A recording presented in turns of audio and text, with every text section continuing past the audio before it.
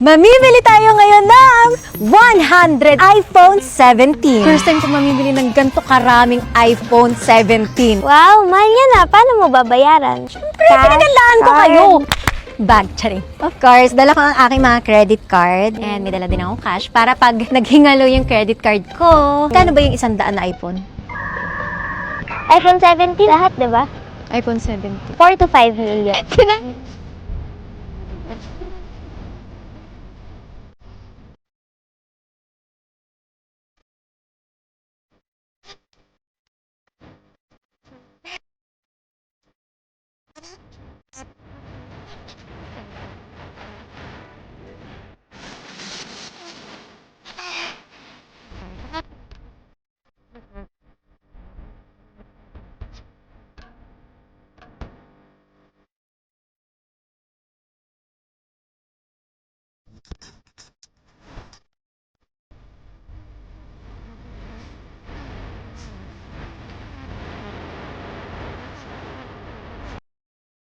Sir, may stock ka ba ng 100 iPhones?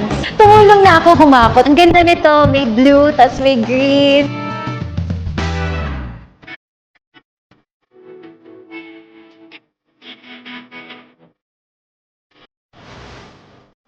Yung price po natin dito, ma'am, is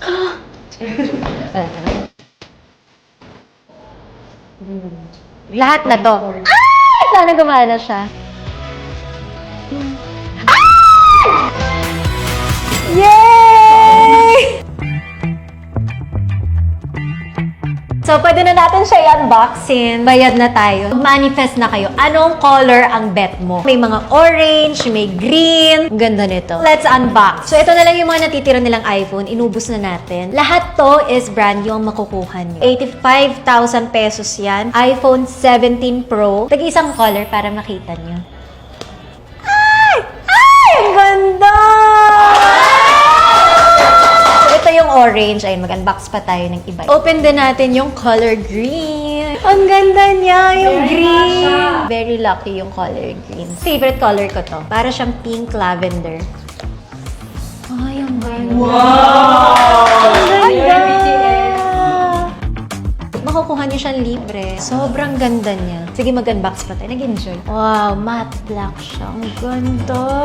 Tapos magpa-follow ka lang. And then white. Last na to. Last na. Promise, hindi na ako mag-unbox. Natutuwa na ako mag-unboxing. Ganda.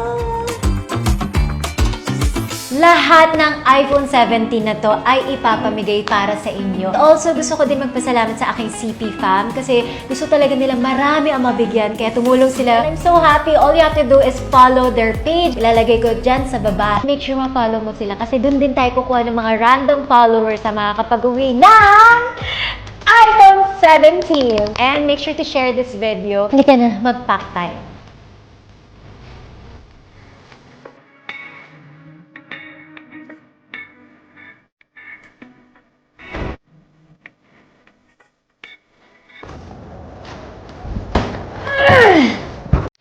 so inyo pong napanood mga kapolitika ang superstar dito sa mundo ng social media na walang iba kundi si Ivana Alawi at yung kanyang very trending ngayon, viral at talagang pinag-uusapan hindi lang ng mga ordinaryong citizen kundi pati na rin yung mga malalaking vlogger dito sa mundo ng internet dahil nga namimigay itong si Ivana Alawi ng 100 na iPhone 17 na cellphone dito sa mga netizens sa social media kung sino yung mag-follow, sino yung mag-like, mag-share, mag-react doon sa kanyang post.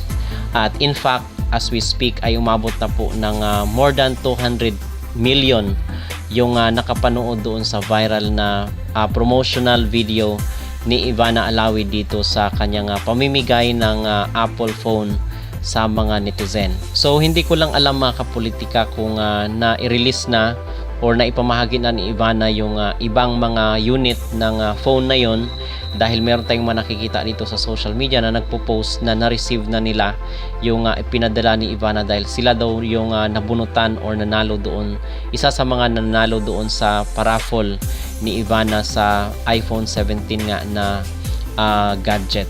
So apparently kahit marami ang mga positibo, umabot ng milyon-milyon yung shares yung reaction umabot ng milyon-milyon rin, ay hindi nakaligtas itong si Ivana sa mga pambabatikos, sa mga sa mga nanghusga sa kanyang ginawa dito na nagpa-raffle siya ng phone kapalit doon sa pag-follow dito sa isang online gambling app na casino.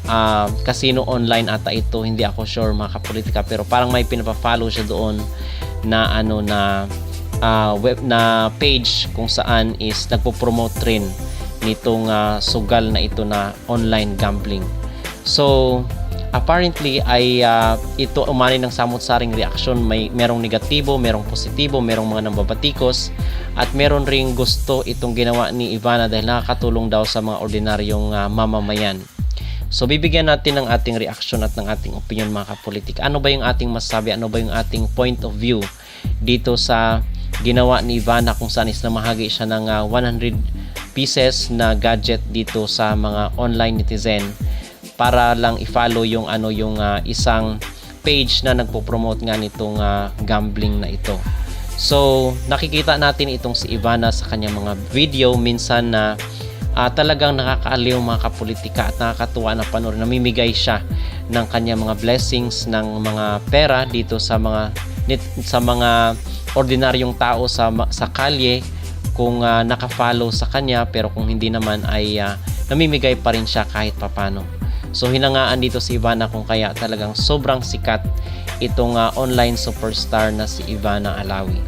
So para sa akin naman dito sa pamimigay ni Ivana ng cellphone kapalit nga itong pag-follow doon sa page, pag-react, pag-share, panonood ng video, sa tingin ko ang aking reaction dito is I will take it as personal.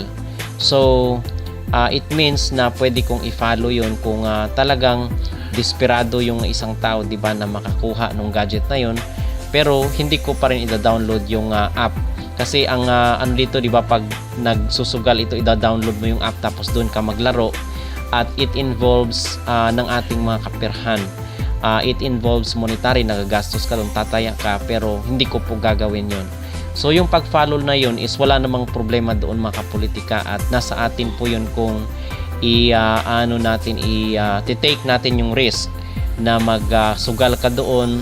Pero sa akin is hindi ko po gagawin yun. Pero kay Ivana kasi is malawak po kasi yung kanyang impluensya dito sa mundo ng social media, kung kaya malaki talaga ang binibigay nito sa kanya.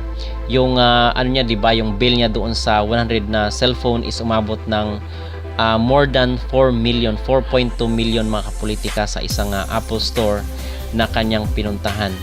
So para sa akin, personal pa rin yung maging desisyon ng tao. Nasa tao pa rin yung pag-decide. Kung i-follow lang nila, pwede naman pag matapos na yung promo is i-unfollow yung page na yon, di ba? Kung ayaw nating ma-impluwensyahan doon sa online gambling na yon. So ganun lang po kadali. Sa tingin ko is personal ang ating magiging risk dito, at maging responsable rin po tayong mamamayan. Okay, kasi sa tingin ko ginagawa ito ni Ivana kasi nasilaw rin siguro siya sa sobrang laki ng mga pagpo-promote nitong online gambling. Malaki kasi talaga ang bayad mga kapolitika, at tayo is meron tayong page dito sa Facebook, sa mundo ng internet, pero hindi natin ginagamit sa pag-promote nitong mga sugal kahit merong mga nag-offer. Okay, so hindi po kasi parang nakukonsensya po tayo na na-influensyahan natin yung iba, kasi hindi naman lahat is responsable. Na-influensyahan natin dito na yung iba is nagkakautang, nababaon sa utang dahil nga ito nalulung sa sugal dito sa online gambling. So bottom line is hindi po tayo against dito sa kay Ivana Alawi. Ang sa atin lang po is nire-remind lang po natin yung ating mga netizen na maging responsable po tayong mamamayan.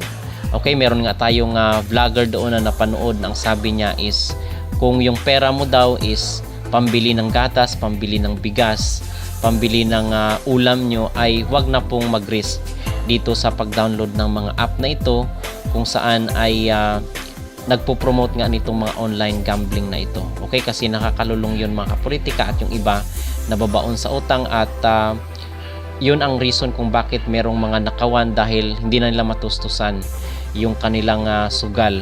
Okay, so nagkakaroon na nakokonek doon sa krimen. So yun lang po, at nagpapasalamat tayo doon sa mga netizen, sa mga vlogger kung saan is nag-i-educate dito sa ating mga mga kapwa netizen dito sa social media. So far mga kapolitika, yun po ang aking maging reaksyon dito sa super viral na post ni Ivana Alawi. Kung kayong tatanungin mga kapolitika, ano po ang inyong maging reaksyon, maging opinion dito sa pag-promote ni Ivana Alawi ng isang online gambling page? Kayo po ba ay sang-ayon sa kanyang ginagawa?